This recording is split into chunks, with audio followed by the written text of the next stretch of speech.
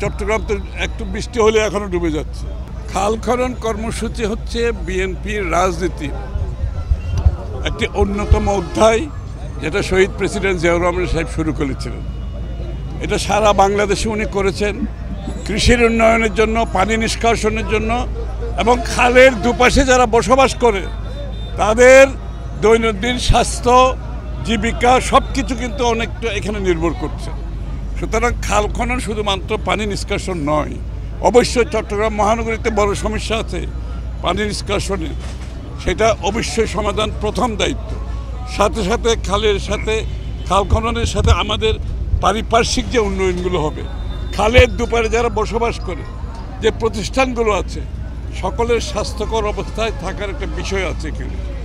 তাছাড়া অনেকগুলো খাল কিন্তু ভরে গেছে, অনেকগুলো খাল দখল হয়েছে, আংশিক দখল হয়ে গেছে।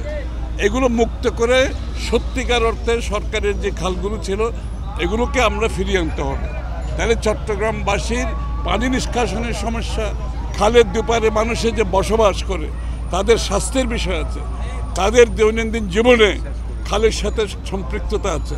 সারা বিশ্বে তাই, কিন্তু নদীর পারে খালের পারে যারা থাকে তাদের একটা সম্পর্ক থাকে। চট্টগ্রামে সেটা আমরা ফিরিয়ে আনতে হবে। এখানে বিনোদনেরও ব্যাপার আছে। মেয়র সাহেবকে উনি উদ্যোগ নিচ্ছেন এই খাল পরিষ্কার করে দুপাশে বিনোদনের কিছু সুযোগ আছে, সেটাও ইনশাল্লাহ আমি মনে করি আমাদের যে যোগ্য মেয়র আছেন উনি সেই উদ্যোগ নেবেন। এবং আগামী দিনে চট্টগ্রাম যে শহরটি প্রধান শহর ছিল এই অঞ্চলে, সেটাকে আমরা আগের জায়গায় নিয়ে যেতে হবে। চট্টগ্রাম হয়তো 13,000 কোটি টাকা বিনিয়োগ হয়েছে, তা আপনারাই বলেন, আপনারা কি এর কোনো প্রতিফলন যে খালগুলোতে দেখছেন না পানি নিষ্কাশনে দেখছেন? শাইনি চুলে এখন হবে সব হেয়ার স্টাইল। সিল্কোর দ্বিগুণ শাইনি চুল প্রতিদিন। চট্টগ্রাম তো একটু বৃষ্টি হলে এখনো ডুবে যাচ্ছে, তো সুতরাং আগে কি হয়েছে এটা আর বলার দরকার হয় না। কথা হচ্ছে জনগণের ভোটে নির্বাচিত না হলে, জনগণের কাছে দায়বদ্ধ না থাকলে যা হয় তাই হয়েছে। আজকে একজন জনগণের প্রতিনিধি যিনি জনসমর্থন নিয়ে আজকে এখানে বসেছেন, যিনি আন্দোলন সংগ্রামে বিজয়ের জন্য আন্দোলন করেছেন, ওনার তো একটা কমিটমেন্ট থাকবে, তাই না? যেটা বিগত দিনে ছিল না।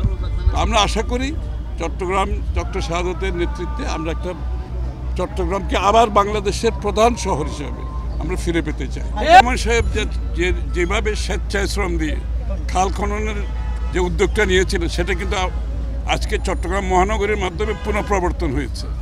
এটা স্বেচ্ছায় এই যে আজকের খালগুলো হচ্ছে, সিটি কর্পোরেশন সহায়তা দিচ্ছে, কিন্তু স্থানীয় নেতাকর্মীরা এটা দায়িত্ব নিয়েছে। 1 কোটি টাকার মতো তারা দায়িত্ব নিয়ে তারা করছে এবং স্বেচ্ছা শ্রম দিয়ে করছে, কিন্তু সিটি কর্পোরেশনের সার্বিক সহায়তায়। এটা আবার পাবলিক প্রাইভেট যে একটা কোঅপারেশন, তার একটা নতুন নিদর্শন। এটাই বিএনপির রাজনীতি ছিল।